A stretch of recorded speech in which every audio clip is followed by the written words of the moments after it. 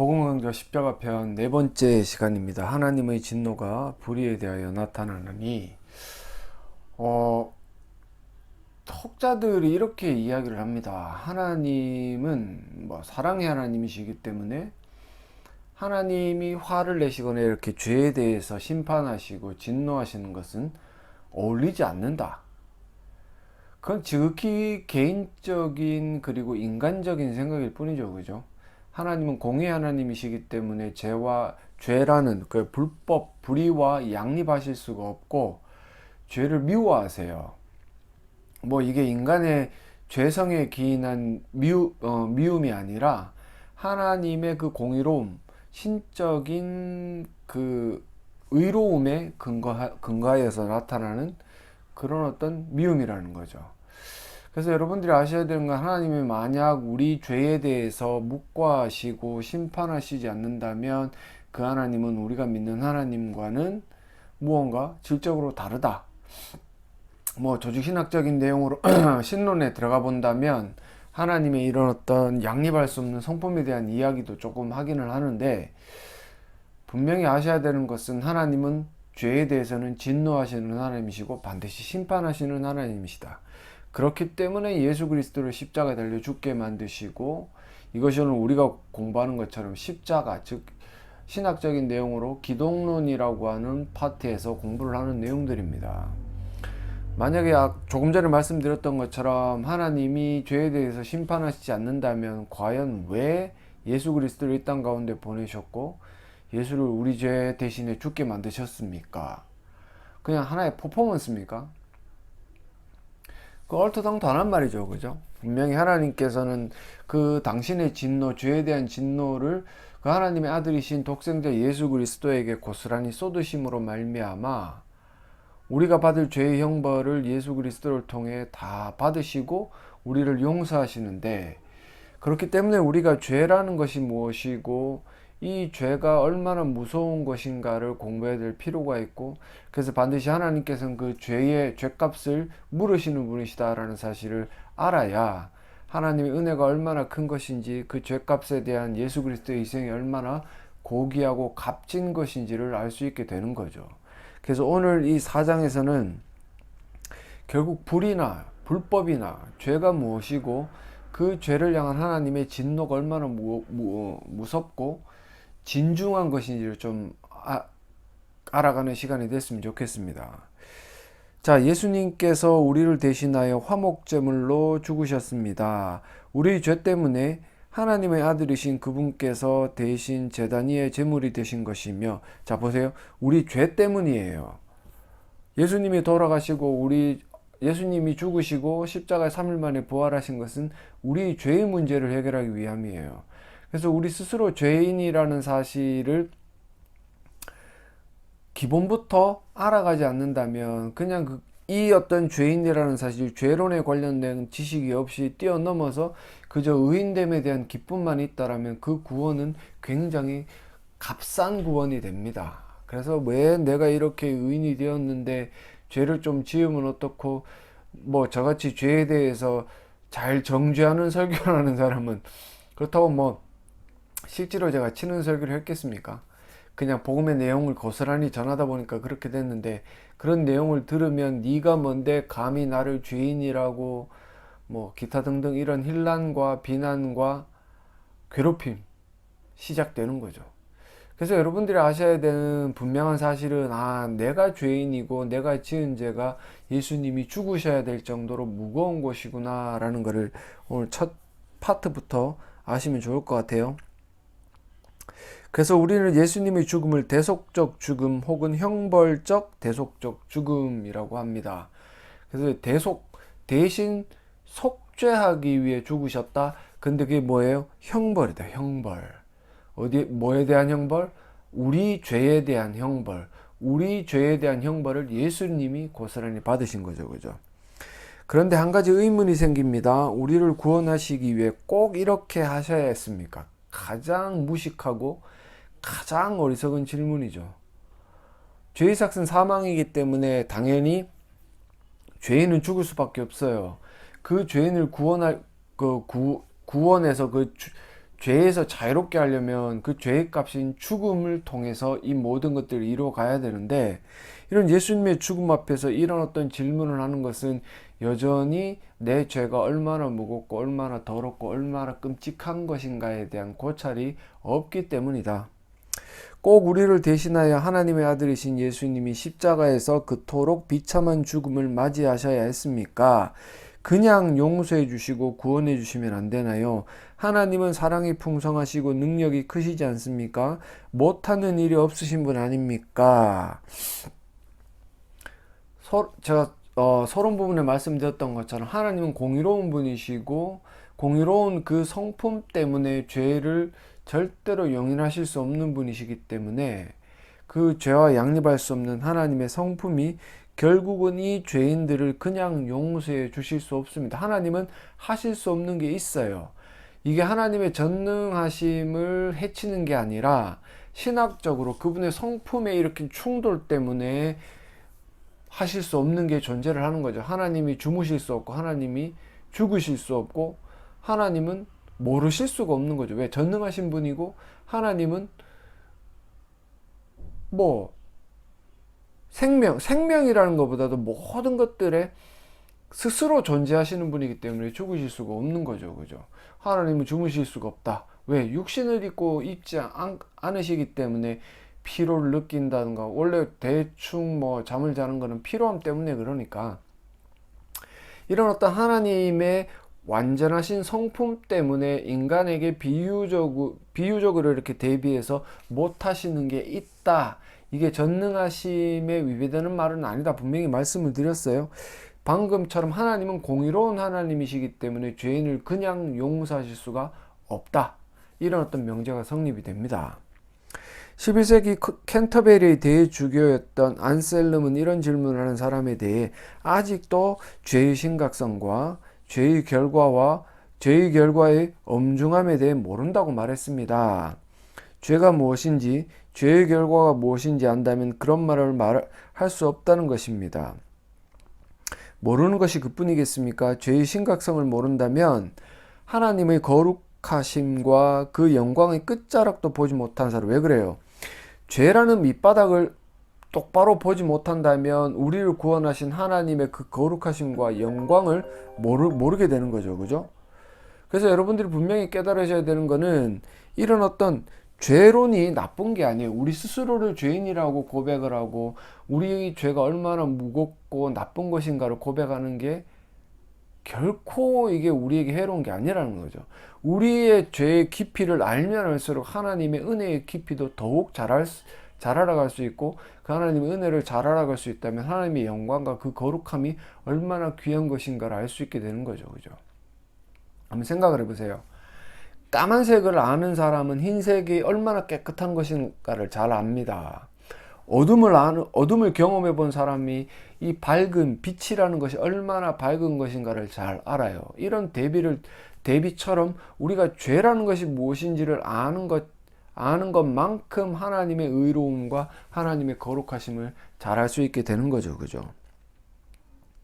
하나님이 사랑하신다면 그 죄에 대해 그냥 넘어가야 한다고요? 하나님의 사랑은 거룩한 사랑, 의로운 사랑, 공의로운 사랑, 이런 말로 표현할 수 있겠죠. 그죠? 그래서 문제의 핵심은 바로 죄가 무엇인지 아는 것입니다. 죄의 본질은 무엇일까요?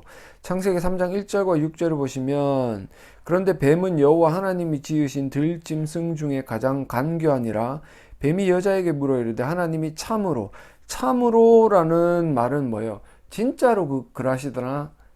되묻는 거죠. 그죠? 의심을 불러일으킬 수 있는 수식어예요. 참으로 너희에게 동산 모든 나무의 열매를 먹지 말라 하시더냐? 하나님은 동산 모든 나무의 열매를 먹지 말라고 하신 게 아니에요. 동산 중앙에 있는 선악을 알게 하는 나무의 열매만 먹지 말라라고 명령을 하신 거죠. 그러면 사단이 지금 이중으로 하나님의 사랑을 이 하와에게 왜곡시켜서 질문을 하는 거예요. 니 진짜로 먹지 말라고 하시더냐? 근데 동산 모든 나무냐? 이 두 가지 질문인 거죠. 그죠? 진짜로 먹지 말라고 하셨어요. 뭐를? 선악을 알게 하는 나무의 열매를. 근데 모든 나무 열매를 먹지 말라고 하신 게 아니라 그 하나의 나무 열매를 먹지 말라고 하신 거죠. 그죠? 하나님은 모든 것들을, 이 선악을 알게 하는 나무 열매를 제외하고 모든 것들을 허용하셨는데, 뱀은 마치 하나님이 구두쇠처럼, 자린고비처럼 이 아담과 하와에게 아무것도 주시지 않는 분인 것처럼 묘사를 한단 말이에요. 그렇게 질문한단 말이에요. 여자가 뱀에게 말하되 동산 나무의 열매를 우리가 먹을 수 있으나 동산 중앙에 있는 나무의 열매, 뭐라고 이렇게 묘사를 하지도 않아요. 동산 중앙에는 두 가지의 나무 열매가 있죠. 생명나무 열매와 선악을 알게 한 나무 열매가 있어요. 그 둘 중에 뭐예요? 생명나무 열매는 먹게 했고 선악을 알게 한 나무 열매는 먹지 말라고 하셨단 말이에요. 근데 이 하와의 말은 뭐예요? 동산 중앙에 있는 나무의 열매. 그럼 뭐예요? 생명나무, 선악을 알게 한 나무 열매죠. 하나님은 생명도 먹지 말고 선악을 알게 한 나무 열매도 먹지 말라. 아니죠. 생명나무의 열매는 계속해서 먹을 수 있도록 허락을 하셨고 선악과만 금지하셨는데, 이 하와의 대답 또한 뱀에게 유혹의 구실, 이런 어떤 틈을 주는 거예요. 틈을. 하나님의 사랑에 대한, 하나님의 은혜에 대한, 하나님의 자비에 대한 약간의 불신앙을 섞어서 틈을 주는 겁니다. 그래서 동산 중앙에 있는 나무 열매는 하나님의 말씀에 너희는 먹지도 말고 만지지도 말라. 이 뒤에 말이 중요합니다. 너희가 죽을까 하노라. 반드시 죽는다라고 말씀하셨어요. 근데 하와는 이 사단의 어떤 하나님에 대한 왜곡된 질문을 받아들고 자신의 대답 또한 왜곡되게 지금 내어놓는 거죠. 그죠? 죽을까 하노라. 4절에 뱀이 여자에게 이르되 너희가 결코 죽지 아니하리라. 너희가 그것을 먹는 날에는 너희 눈이 밝아져 하나님과 같이 되어 선악을 알 줄 하나님이 아심이다. 이 말이 뭐예요? 하나님과 같이 된다라는 말은 하나님의 통치자 되신 거예요. 창조주신 그 하나님이 피조 세계를 다스릴 수 있는 통치자 되심에 대한 거부다. 독립선언하는 거예요. 아담과 하와가. 이제는 내 인생의 주인은 내가 되겠습니다. 이 말을 더 쉽게 말하면 내 마음대로 살겠습니다. 내 마음대로 살고 싶습니다. 이런 독립선언을 하는 거죠. 그죠? 근데 그게 됩니까?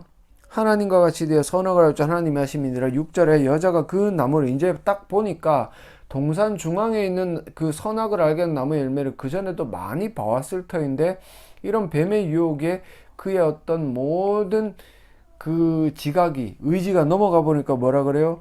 먹음직도 하고 보암직도 하고 지혜롭게 할 만큼 탐스럽기도 한 나무다. 이제는 욕심이 생기는 거예요. 왜? 하나님처럼 되고 싶어서. 내 인생의 주인은 내가 되고 싶어서. 여자가 그 열매를 따먹고 자기와 함께 있는 남편에게도 주며 그도 먹은지라. 최초의 죄악이 이 아담과 하와를 통해서 들어오는 어떤 본문의 내용이죠. 그죠? 자, 챕터 1으로 넘어가면 죄가 도대체 무엇이기에, 죄의 본질에 관한 이야기를 하려고 합니다. 1번, 창세기 3장은 죄가 최초로 인류와 세상에 들어온 사건을 설명한 본문이기에 매우 중요합니다. 그러나 정작 그 죄로 묘사된 아담과 하와의 행위는 아주 단순한 것이었습니다. 그것은 어떻게 시작된 것이며 어떤 행위였습니까? 어떻게 시작됐습니까? 의심. 하나님의 말씀에 대한 의심, 반드시 죽는다. 근데 하와가 죽을까 하노라, 죽을 수도 있고 안 죽을 수도 있다, 기타 등등의 하나님 말씀에 대한 불신과 의심과 왜곡, 그것으로 시작된 불순종이 죄의 그 어떤 본질입니다. 결국 하나님의 말씀을 그가 변질시키고 왜곡시키고 의심하고 불신했을 때 그 결과가 뭐냐면은 불순종, 선악을 알게 하는 나무의 열매는 먹지 말라 라는 하나님의 말씀에 불순종하는 형태로 드러났다. 그래서 죄라는 것은 하나님의 말씀을 모르거나 하나님의 말씀을 잘 모르거나, 그래서 이 하나님의 말씀을 그대로 받아들이는 게 아니라 필터링을 거치는 거죠. 왜? 자기의 욕구나 자기의 사고 체계나 자기의 세계관에 맞게 하나님의 말씀을 필터링 해가지고 지키는 척 하니까 이게 뭐예요? 하나님의 말씀과는 다른 모양새로 결과가 드러나는 거죠. 이거를 불순종이라고 이야기를 하는 겁니다. 불순종. 그리고 결국은 죄는 하나님의 말씀을 듣지 않고 그 말씀을 듣지 않는 불순종의 행위다. 그렇게 말씀을 드릴 수 있습니다. 자, 2번 여호와 하나님이 지으신 들짐승 중에 가장 간교한 뱀은 교묘한 방식으로 하나님의 말씀을 왜곡하고 부정하도록 유혹합니다. 하나님에 대한 범죄는 항상 하나님의 말씀에 대한 무지 나오죠, 그죠? 무지, 왜곡, 부정, 의심, 불신, 기타 등등 많은 우리의 어떤 의지적인 요소에 소속된 감정들을 통해서 드러나는 거예요. 아래의 본문을 참고할 때 하나님이 원래 말씀하신 것과 뱀이나 여자의 말은 어떤 차이가 비교를 한번 해보겠습니다. 또한 그 의도는 뭐냐? 자, 창세기 2장 16절에 여호와 하나님이 그 사람에게 명하여 이르시되 동산 각종 나무의 열매는 네가 임의로 마음대로 먹어라. 다 허락하셨어요. 다만 17절에 선악을 알게 하는 나무의 열매는 먹지 말라. 하나만 금지시킨 거죠. 그죠? 근데 뱀의 말은 뭐예요? 참으로 너희에게 동산 모든 나무의 열매를 먹지 말라 하더냐? 진짜로 이 동산에 있는 나무의 열매를 먹지 말라고 하더냐? 하나님을 완전히 100개 중에 99개를 주시는 분 가운데서 한 개 주고 99개를 안 주는 분으로 만들어버린 거예요. 이 사단의 질문 하나가, 하나님은 모든 나무의 열매를 네가 마음대로 먹는데 선악을 알게 하는 나무의 열매 하나, 그러니까 100개 중에 99개는 허락하시고 한 개만은 금지하셨는데, 이 뱀에 유혹하는 말은 뭐예요? 99개를 금하고 하나 정도 주는 아주 쪼잔한 하나님으로 만들어버리는 겁니다. 자, 1절에 나오죠. 하나님이 참으로 너희에게 동산 모든 나무의 열매를 먹지 말라 하시더냐? 참 애매한 질문인데 곰곰이 생각을 해보면 하나님이 진짜로 동산 모든 나무의 열매를 너희들 보고 먹지 말라 하더나? 그 질문이죠. 그죠? 제가 말씀드린 대로 한 개가 아니라 100개 다를 금지시킨 뉘앙스처럼 들립니다. 그만큼 이 죄라는 것, 어떤 우리 죄성이, 우리의 본성 가운데 숨겨져 있는 죄성이 발현되기 위해 가장 처음 움직인 게 뭐냐면 하나님 말씀에 대한 왜곡이에요. 왜곡, 축소, 부정, 불신, 이런 의도가 있는 거죠. 그죠? 자, 2절에는 동산나무의 열매를 우리가 먹을 수 있으나, 동산나무의 열매, 하나님 뭐라고 말씀하셨습니까? 동산 각종 나무의 열매라고. 근데 동산 각종 나무의 열매면 다죠, 다. 제가 조금 전에 말씀드린 대로 100개 가운데 선악과 빼고는 99개인데 하와의 대답은 뭐예요? 동산 나무의 열매를 우리가 먹을 수 있으나, 뱀의 질문, 즉 99개를 금하고 하나 정도 허락한 하나님의 그 어떤 쪼잔함에 대한 답이 바로 이거죠. 동산 나무의 열매. 뭐예요? 이건 한 개가 될지 두 개가 될지 모르는 겁니다. 말 그대로 99개가 될 수도 있겠지만 지금 하와의 심정은 빈정이 상했어요. 뱀의 질문 그 하나 때문에. 그래서 동산 각종이라는 단어를 빼버리면서 한 개 정도, 뱀이 요구하는 답이죠. 너가 하나님은 니한테 99개 금지하고 하나만 허락하더나? 가에게는 이제 하와가 그러는 거죠. 대충 그래. 대충 그래. 빈정이 상했어요. 그리고 그 밑에 3절, 너희는 먹지도 말고 만지지도 말라 너희가 죽을까 하노라. 앞에 먹지도 말고 만지도 말라, 이것도 다른 표현이긴 하지만 중요한 건 그거예요. 하나님께서는 반드시 죽는다라고 말씀하셨습니다. 반드시 죽는 거는 필연적이에요. 죽음을 피해갈 수 없는 거죠. 선악을 알게 한 나무의 열매를 먹으면. 근데 하와의 대답은 뭐예요? 죽을까 하노라. 이건 뭐예요? 죽을 수도 있고 안 죽을 수도 있고 그런 의미가 담겨져 있죠. 그죠? 그 밑에 4절은요.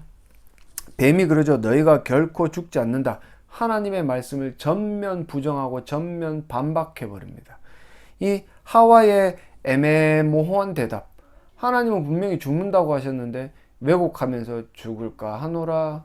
죽을 수도 있고 안 죽을 수도 있고. 그러니까 4절에 뱀이 전면 반박하죠. 안 죽는다. 결코 죽지 않는다. 5절에 너희가 그것을 먹는 날에는 너희 눈이 밝아서 하나님과 같이 되어 선악을 할 줄 하나님이 아신다. 이건 아예 없는 말이죠. 없는 말을 끄집어내서 지금 하와의 그 마음에 부릴 듯하는 욕망에 불을 지펴버립니다. 하나님 이렇게 생각하면 하와가 하나님 우리에게 다 주시는 분 아니야? 이 뱀의 유혹에 빠져보니까 하나님 진짜 쪼잔한 분이시네. 와, 내가 이런 하나님을 믿고 살아야 돼? 이제는 내 삶의 주인은 내가 될래?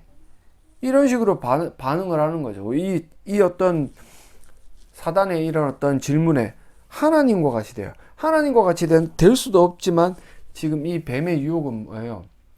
이 질문은, 이 말은 하나님이 겁이 난 거야. 선악과를 먹으면 너희가 자기처럼 돼서 자기가 설 자리가 없을까봐 겁이 난 거야. 이런 어떤 의도가 담겨져 있는 거죠. 그러니까 하와가 냉큼 먹어버립니다. 왜? 하나님 겁쟁이요. 하나님 별 볼 일 없구나. 하나님 뭐 별로 아니신 분이야. 쪼잔한 분이야. 사랑이 작아. 완전히 어떤 말씀에 대한 왜곡과 불신과 의심과 어떤 부정으로부터 시작된 이 사고로 지어진 이 죄의 문제, 그 행동으로 옮겨진 이 죄가 얼마나 극악무도한지 아시겠어요? 이게 죄입니다. 그래서 여러분들이 하나님의 말씀을 모르고 살아간다라는 거는 나는 죄 짓고 살아가겠습니다 라는 그런 어떤 말씀밖에 안 되는 거죠.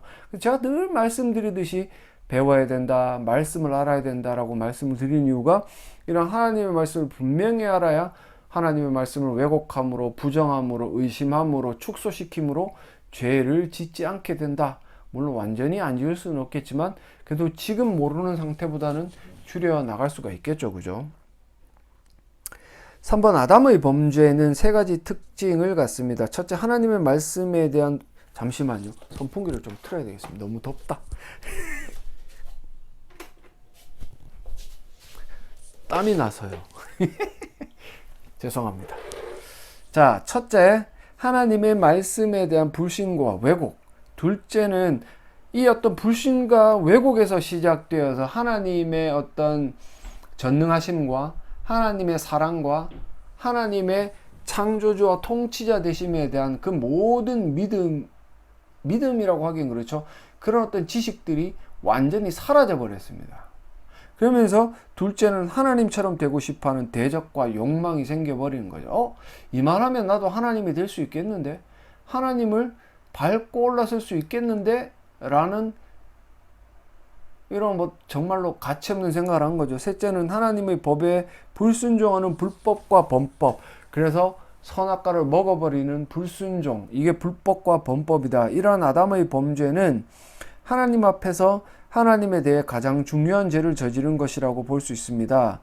아담의 범죄에 대해 생각한 바를 서로 나누어 보라고 이야기했는데 방금 제가 말씀드렸던 것처럼 그전에는 아담과 하와가 죄를 짓기 전에는 하나님을 창조주요 통치자 유일하신 분이라고 인정하고 그분을 믿고 살았습니다. 근데 이 뱀에 대한 유혹으로 하나님의 말씀을 왜곡하고 불신하고 부정하고 의심하고 막 축소시켜 버리니까 하나님의 존재의 가치가 낮아져 버린 거예요. 전능하신 분에서 별로 안 그런 분, 사랑인 분에서 쪼잔한 분, 이런 기타 등등의 하나님의 존재 가치가 떨어져 버리니까 지가 이제는 하나님처럼 될 수 있겠다는 망상을 가지게 된 거죠. 그 망상으로 인해서 이제는 하나님의 말씀이 더 이상 자기에게는 무거울 필요가 없는 거예요. 왜? 내가 하나님의 말씀 안 듣는다고 내가 하나님이 되면 되지 라고 착각 속에 빠져서 결국은 죄의 어떤 앞잡이가 되고 모든 인류가 죄 가운데 죽게 만드는 엄청난 결과를 낳게 된 거죠. 여러분들이 방금 제가 말씀드렸던 것은 죄는요 가벼운 거 아니에요. 하나님의 존재 가치를 나락으로 떨어뜨려 버리고 자기 자신을 높이는 그게 본질 가운데 하나이기 때문에 여러분들이 죄라는 것을 우습게 여기면은 하나님보다 여러분들은 더 높이 존재해 있을 수밖에 없다라는 겁니다. 그런 것들을 생각해 보시면서 한번 고민해 보세요. 이런 어떤 3번에 나와 있는 것처럼 세 단계의 죄의 어떤 특성들. 자, 4번. 죄의 본질은 하나님의 법을 어기는 것이며 따라서 하나님을 대적하는 것입니다. 모세 시대의 하나님의 법은 율법이었습니다. 그러나 어느 누구도 율법을 항상 다 지킬 수는 없죠. 당연히. 그래서 성경은 이 세상에 의인은 하나도 없다고 선언합니다. 모든 사람이 다 하나님의 법을 어긴 것입니다. 착한 사람, 훌륭한 일을 한 사람은 많으나 의인이라는 것은 죄를 짓지 않은 사람이죠. 그죠? 죄가 없는 사람이에요. 그래서 착한 사람, 훌륭한 사람은 많이 있어요. 하지만 의인은 한 명도 없다. 로마서 3장 19절 20절을 참고하여 성경에서 말하는 죄와 죄인에 대해 정리해 보십시오. 자, 기록된 바 의인은 없나니 하나도 없으며 우리가 알거니와 무릇 율법이 말하는 바는 율법 아래에 있는 자들에게 말하는 것이니 율법 아래에 있다라는 것은 율법의 그 테리토리 안에서 율법을 지켜서 구원을 받을 수 없는 죄인의 위치에 있는 자들, 그 말을 하는 거죠. 그죠? 그 율법 아래에 있는 자들에게 말하는 것이니 이는 모든 입을 막고 온 세상으로 하나님 심판 아래 있게 하려니라. 그래서 율법으로는 구원 얻을 육체가 없다. 왜? 율법을 다 지킬 수는 없으니까. 그래서 뭐가 필요한 거예요? 하나님의 은혜가 필요하다. 하나님의 은혜가 없는 그 죄인들은 나중에 하나님의 심판대 앞에서 변명을 할 수가 없죠. 왜? 율법을 지켜 행하지 못했기 때문에. 그러므로 율법의 행위로 그의 앞에 의롭다 하심을 얻을 육체가 없나니 율법으로는 그저 뭐예요? 죄를 깨달을 수밖에 없는 거예요. 그래서 죄는 하나님의 거룩한 말씀이 성문화되어서 법제화된 율법을 어기는 겁니다. 이게 태초에 아담과 하와가 하나님의 말씀 선악과를 먹지 말라고 말씀하셨던 그 말씀의 불순종함, 그것과 똑같은 겁니다. 그래서 우리가 지금 가장 기본적으로 갖고 살아가는, 제가 신명기에서 말씀드리는 십계명을 어기는 거, 그게 바로 죄예요. 죄고, 이런 어떤 율법을 지켜서 구원을 얻을 육체가 없기 때문에 모든 자연인들, 즉 하나님의 은혜로 예수 그리스도를 믿는 믿음을 가지고 예수님의 그 십자가의 모든 공로가 나의 죄를 사는 그 경험을 하지 못한 사람들은 다 죄인입니다. 한 명도 예외가 없어요. 그래서 뭐 지금 이 순간 태어나는 그 갓난아이도 아담의 원죄로 물려받기 때문에 죄인인 겁니다. 그 아이는 우는 것밖에 할 줄 모르는데도 우리는 신학적으로 죄인이라고 부르는 거예요. 그래서 3장 19절과 20절을 보시면 결국 율법의 영역, 율법의 그 테두리 안에 있는 모든 사람이 죄인이고, 죄라는 것은 그 율법을 지키지 않는 것, 율법의 말씀을 불순종하는 것, 그게 죄다. 그러니까 세상에 죄인 아닌 사람은 없다. 분명히 못 박아서 이야기를 하는 거죠. 그죠? 왜 이렇게 기록된 바 의인은 없나니 하나도 없다라고 이야기를 해요? 만약에 어떤 한 명이라도 자기의 능력으로 의인이 되었다.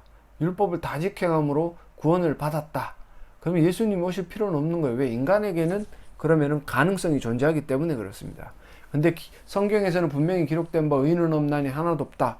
이것은 인간의 불가능성을 제시하는 것이고, 이 불가능성 앞에 하나님의 은혜, 즉 예수 그리스도만이 구원의 길이라는 것을 제시하기 위함 때문이다. 그런 것들을 인지를 하시면 될 것 같아요. 이 4장은 챕터가 두 개밖에 없습니다. 뭐 뒤에도 보니까 계속 2개가 되는 것 같은데, 대신에 한 챕터에 4번 문항까지 있어요.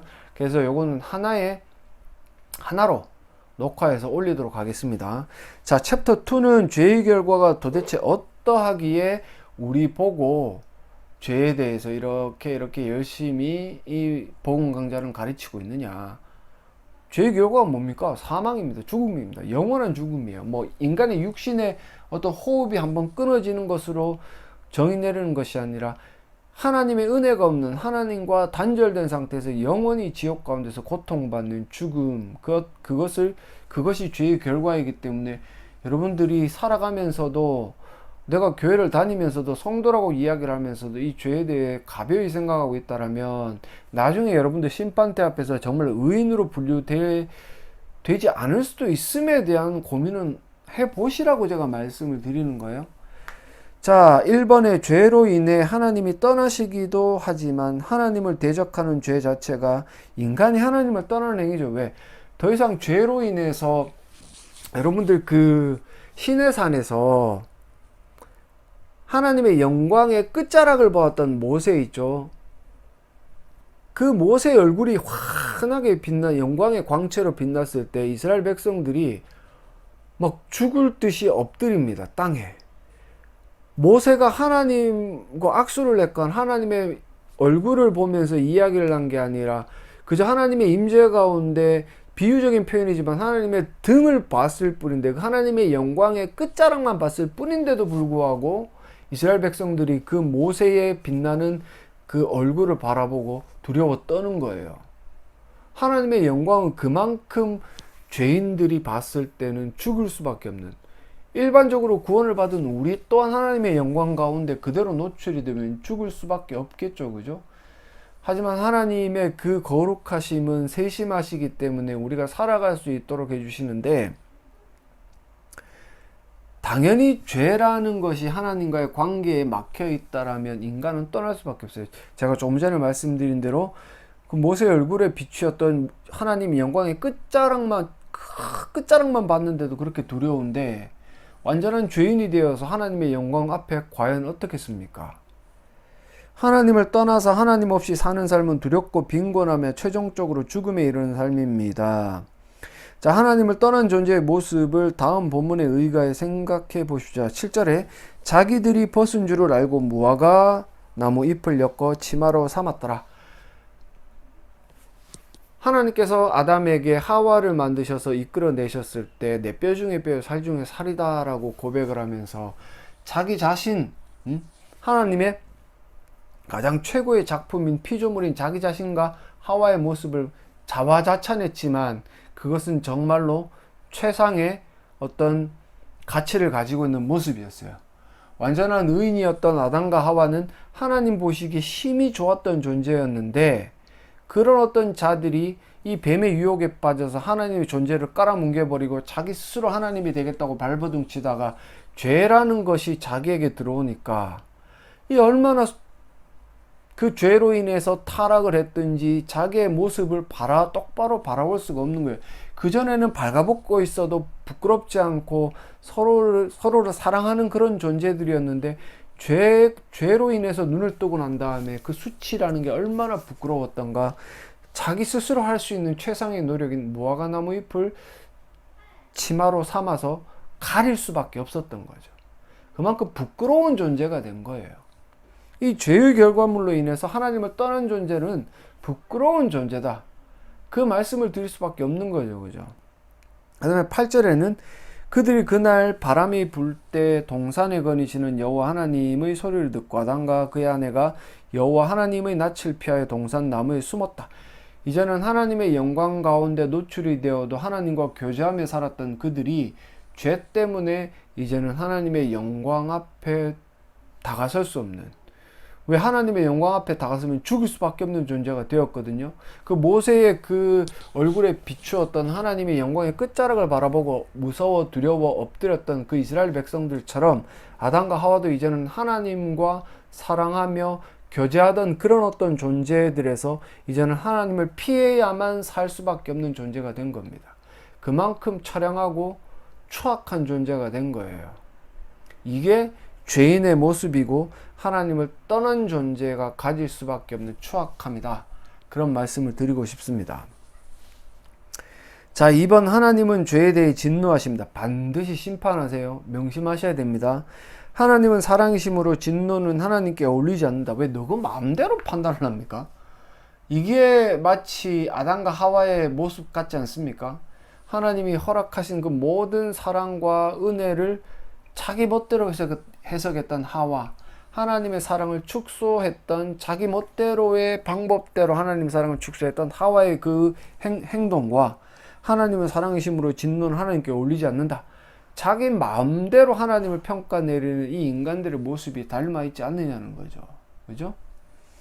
하나님은 사람의 죄에 대해 그냥 넘어가시고 모든 사람을 구원하시는 분, 다 똑같은 그 하와의 죄성들을 물려받았기 때문에 이런 얼토당토한 평가를 내리고 하나님의 그 공의로움을 정말로 깔아뭉개버리는 엄청난 죄를 지금 저지르고 있는 거예요. 이런 어떤 주장들은 여러분들이 아셔야 되는 게, 제가 조금 전에 설명을 드렸지만 하와가 그 하나님의 존재를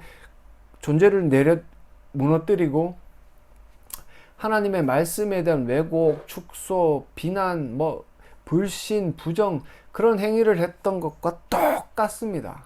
형태만 다를 뿐이지 하나님을 잘 모르는 자들이 자기식대로 자기가 원하는 대로 하나님을 판단해서 이렇게 평가를 내려버리는 거죠. 그래서 그 밑에 보시면 하나님의 진노는 사람의 진노와 같지 않다. 사람의 진노는 분노죠, 분노. 화를 내는 거예요. 지 마음대로 안 되면. 죄와 양립 혹은 공존하거나 타협할 수 없는 거룩이라는 하나님의 영원하신 성품에서 나오는 일관되고 확고한 죄에, 여기 하나 요 더 넣어주면 좋겠어요. 죄에 대한 적대와 분노이다. 죄. 그래서 하나님의 거룩하심을 알 때 죄의 심각성과 죄에 대한 하나님의 진노도 알 수 있다. 제가 말씀드렸죠. 어둠을 아는 사람이 빛이 얼마나 밝은가를 알 수 있는 거예요. 그래서 여러분들이 하나님에 대한 지식으로 꽉 차 있다라면 아, 내가 가진 이 죄가 얼마나 무겁고 추악하고 더러운가? 반대로 내가 가진 죄의 어떤 추악함과 더러움과 어떤 그 끔찍함을 알면 하나님의 그 영광과 거룩함이 얼마나 고귀하고 우리가 감히 범접할 수 없는가? 그로 인해서 하나님께서 우리에게 베풀으신 은혜가 얼마나 큰가를 깨달을 수가 있게 되는 거죠. 레온 모리스라는 신학자 이렇게 이야기를 했습니다. 하나님의 진노는 악에 대한 하나님의 인격의 신성한 반발. 하나님의 인격, 비유적인 표현이긴 하지만 악을 싫어하시기 때문에 죄를 미워하시는 그런 어떤 신성한 반발이며 강인한 반대다.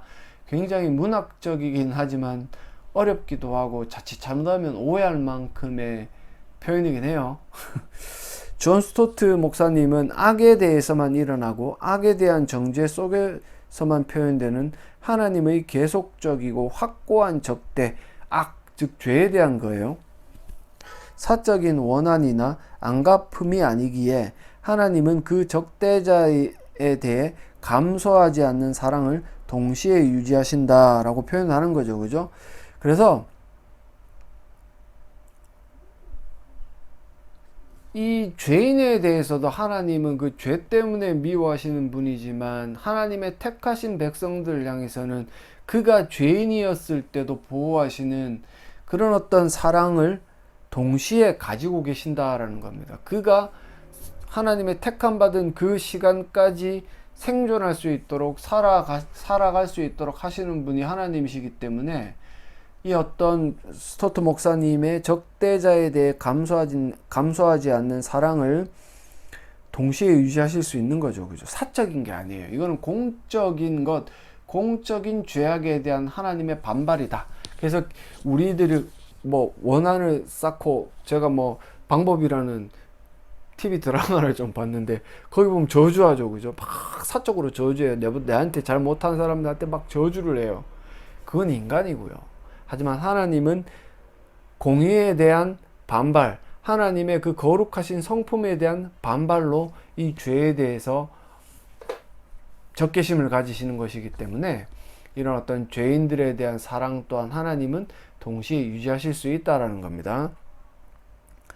자, 3번 하나님은 죄의 결과인 형벌을 죽음이라고 선언했습니다. 로마서 6장 23절에 죄의 삭신 사망이다. 하나님의 은사는 그리스도 예수 우리 주 안에 있는 영생이다. 죄의 형벌인 죽음은 사람이 사는 동안에도 매일 그리고 때때로는 매우 강하게 나타난다. 살다가 죽는 사람 많죠. 그죠? 수명이 다해서 죽는 게 아니라 사고로 죽는다든지 병에 걸려 죽는다든지 갑자기 과로사로 죽는 사람도 있어요. 그 후 둘째 사망이라고 불리는 영원한 지옥 형벌, 제가 조금 전에 말씀드렸던 거죠. 하나님과의 어떤 교제가 단절이 되고 영원한 지옥 형벌 가운데서 영원토록 고통받는 이 둘째 사망, 다음의 글과 성경 본문을 참고하면서 죄의 형벌인 죽음에 대해 서로 나눠 보십시오. 형벌로서의 죽음을 세 종류로 말하는 사람도 있다. 영적 죽음, 육적 죽음, 영원한 죽음. 죽음의 본질은 하나님이 없는 겁니다. 하나님이 없는 거예요. 지금은 그래도 일반 은혜죠. 세상에 오늘도 비가 많이 왔지만 필요할 때 비가 내리고 더울 때 바람이 불고 해가 비추어서 과일이 자라도록, 그것은 믿는 자들에게만 주시는 하나님의 은혜가 아니라 세상의 모든 사람들, 불신자들에게도 공히 주시는 하나님의 일반적인 은혜죠. 그죠? 근데 지옥은 이 일반적인 은혜도 없습니다. 완전히 단절돼요. 그러면은 우리가 지금 이 불신자들도 받아 누리는 좋은 것들, 풍요로움 있죠. 음식, 과일, 맛있는 것들, 뭐 여행 이런 것들이 싹 다 배제되고 차단이 된다라는 말입니다. 얼마나 끔찍한지 한번 고민해 보시기 바랍니다. 지옥은 공의로우신 하나님의 심판을 행하시는 곳이다. 자, 그 밑에 영원한 죽음과 형벌이란 심판이 너무 가혹한가? 데이비드 킹도는 다음과 같이 말했다. 창조주에 대한 죄는 죄로 가득 찬 우리로선 도저히 상상할 수도 없을 만큼 악한 것이다. 누가 감히 무모하게 하나님께 형벌의 정도를 제한할 수 있겠는가? 그런 사람 있어요. 막 영원한 건 너무한 거 아니에요? 뭐 세상법 형법에도 보면 죄 지은 대로 뭐 징역 몇 년 이렇게 살리면 하나님도 뭐 보시고 좀 죄 덜 지은 사람들은 좀 뭐 한 100년 200년 이렇게 지옥에 있다가 건져주시면 안 돼요? 라고 이야기를 해요. 그런 의도에서 뭐 가톨릭에서는 연옥이라는 어떤 중간 개념이 있기도 하지만 여러분들 잘 아셔야 돼요. 제가 조금 전에 1챕터에서도 말씀을 드렸지만 아담과 하와가 지었던 그 죄, 하와가 하나님의 존재를 끄잡아내리고 완전히 짓이겨 버렸습니다. 하나님의 사랑을 축소, 하나님 말씀을 왜곡하고 부정하고 막 이래가지고 하나님 별거 아니야 라는 평가로 하나님을 부정해 버렸어요. 이 말인즉슨 길에 가다가 개미 한 마리가 가다가 저보고 막 뭐라 그런다고 칩시다. 제 귀에 뭐가 들립니까? 그냥 제 발을 밟히면 죽는 거죠. 그죠? 그것보다 더한 죄다. 그거보다 더 큰도 아니에요. 그냥 엄청나게 어마어마한 그런 갭을 가지는 죄악된 행위다라는 겁니다. 분명히 아셔야 돼요. 죄를 가볍게 보지 마세요. 그럼 내가 언제 그런 죄를 지었습니까? 여러분들 그런 죄 짓습니다. 그 하와의 범죄 여러분들 지어요. 저도 짓는데요. 저는 하나님을 믿는 주의 백성이고 목사였고 지금도 말씀을 연구하고 있는 사람인데 때론 제 욕심이 앞설 때는 순간순간 하나님의 그 존재를 부정하는데요. 그러지 않습니까? 근데 그것을 계속해서 부정하느냐 아니면 부정한 것을 알고 깨닫고 회개하느냐 이게 차이겠죠. 그죠? 그래서 그 형벌의 정도를 제한하는 거는 이것 또한 완전 간이 배 밖에 나온 행위죠. 그죠? 계시록 20장 11절과 12절을 보시면 또 내가 크고 흰 보좌와 그 위에 앉으신 이를 보니 땅과 하늘이 그 앞에서 피하여 간데 없더라.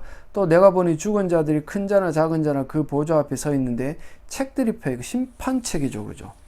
또 다른 책이 펴졌으니 곧 생명책에는 뭐 의인의 심판을 받는 의인이라고 칭함받고 영원한 천국으로 입성하는 새하늘과 새 땅에 입성하는 그 명단이 적힌 책이고 죽은 자들이 자기 행위를 따라 책들에 기록된 대로 심판을 받으니 이 심판하시기 위해 죄인들의 명부겠죠. 그들의 이름이 기록된 바다가 그 가운데에서 죽은 자들을 내주고 또 사망. 바다라는 것은 음부, 뭐 묘지, 뭐 안 좋은 말이에요. 이 계시록에서 바다라는 말의 의미는 굉장히 죽음과 관련된 단어입니다. 또 사망과 음부도 그 가운데서 죽은 자들을 내주며 각 사람이 자기의 행위, 여기서 자기의 행위라 그래서 내가 열심히 살았으니까 천국 이게 아니라 신자로서 신자답게 살아간 사람은 그 신자답게 살아간 행위로 심판을 받아 새하늘과 새 땅에 가는 거고 불신자들은 계속해서 하나님을 불신하고 부정하고 그리고 불순종한 그 행위로 심판을 받는다라는 겁니다. 이게 다르기 때문에 헷갈리시면 안 돼요. 내가 열심히 하면 천국 가고 그런 의도가 아니에요. 하나님이 구해주신 신자, 하나님이 선택해서 구원하신 신자와 그렇지 않은 불신자의 행위대로 보응을 받는다라는 말입니다. 사망과 음부도 불못에 던져지니 이것은 둘째 사망 곧 불못이라 끝나는 겁니다. 그때가 되면 예수님이 재림이 오시면 모든 악한 세력들이 다 끝이 나는 거예요. 지옥불에 떨어지는 겁니다. 누구든지 생명책에 기록되지 못한 자는 불못에 던져지리라. 생명책에 기록이 되어야 되는데 하나님의 은혜요.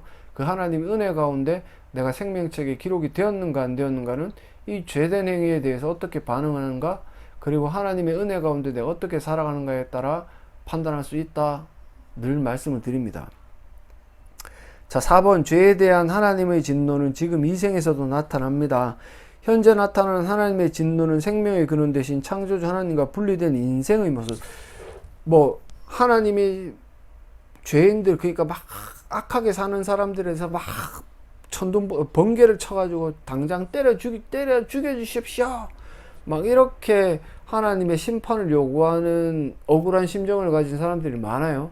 근데 그것보다 더 무서운 거는 그들이 아무리 노력을 해도 그 어떤 아둔함과 불신앙에서 벗어날 수가 없다라는 거예요. 불신자들 여러분, 실질적으로 막 행복해 보이고 무엇인가 막 우리보다 많이 가졌기 때문에 잘 사는 것 같습니까? 그들이 죽음을 맞는 모습을 바라보면 여러분들이 그들이 얼마나 불쌍한지 알게 될 거예요. 물론 어떤 사람들은 의식이 없는 상태에서 뭐 죽기도 하지만, 의식이 있어서 죽는 사람은 그렇게 죽기 싫어서 애를 쓰는데, 왜 그러냐면 죽음 이후에 어떤 것들이 있는지 모르기 때문에 그러죠. 이렇게 복음이 전해지고 있는데 뭐 예수를 믿지 않으면 지옥 갑니다라고 아무리 이야기해본들 그들 귀에는 그 말이 들리지가 않아요. 그게 가장 무서운 형벌입니다. 그게 지금 하나님께서 불신자들에게 주시는 무분별력, 분별할 수 없는 무능함, 그게 가장 큰 심판이에요.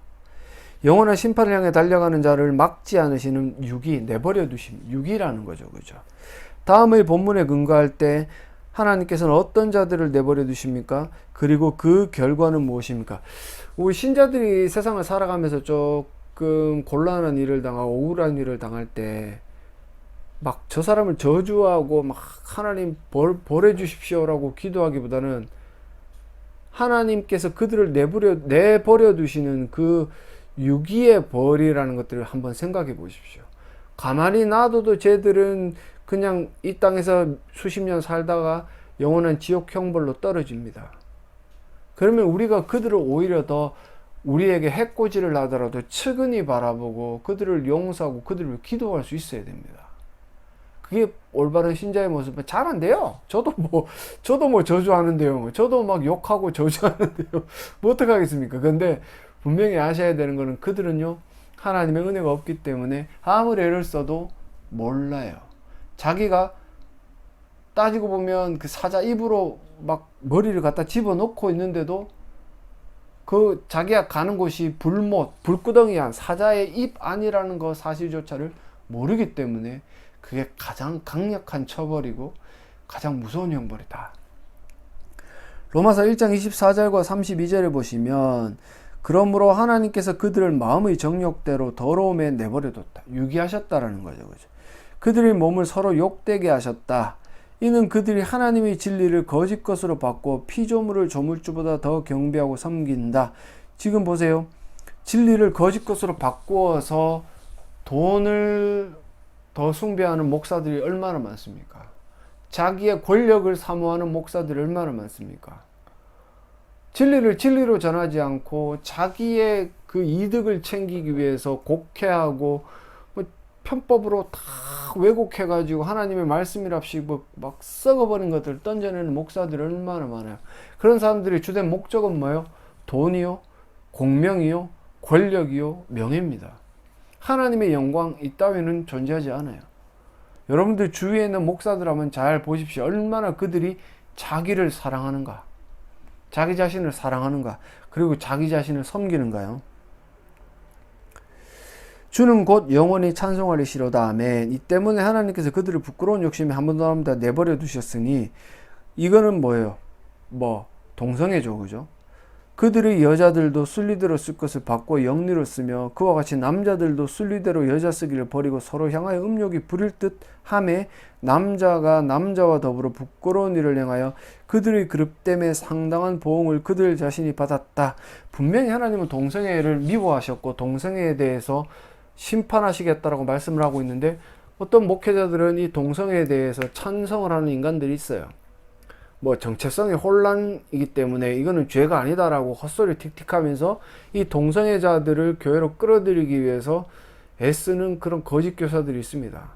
그 동성애자들 뿐만이 아니라 그것을 옹호하면서 사람들의 그 마음을 어지럽히는 그 목회자도 반드시 지옥 형벌에 떨어지는 거죠.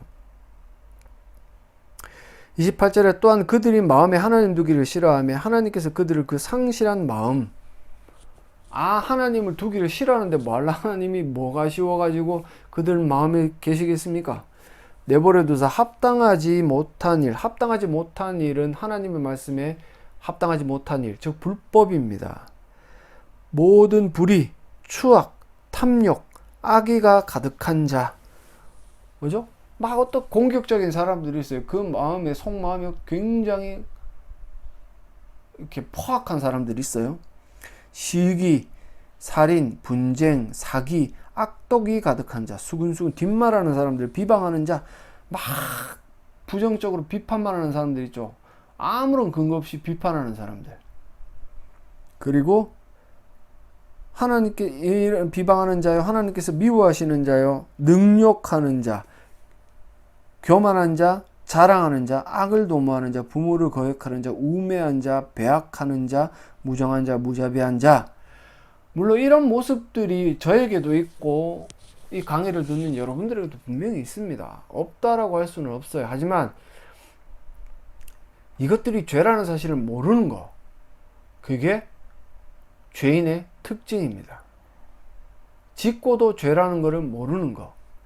그래서 그가 32절에 그들이 이 같은 일을 행하는 자는 사형에 해당한다고 하나님께서 정하심을 알고도 자기들만 행할 뿐 아니라 또 그런 일을 행하는 자들을 옳다라고 이야기를 하면서 같이 죄악된 행위들을 하는 거죠.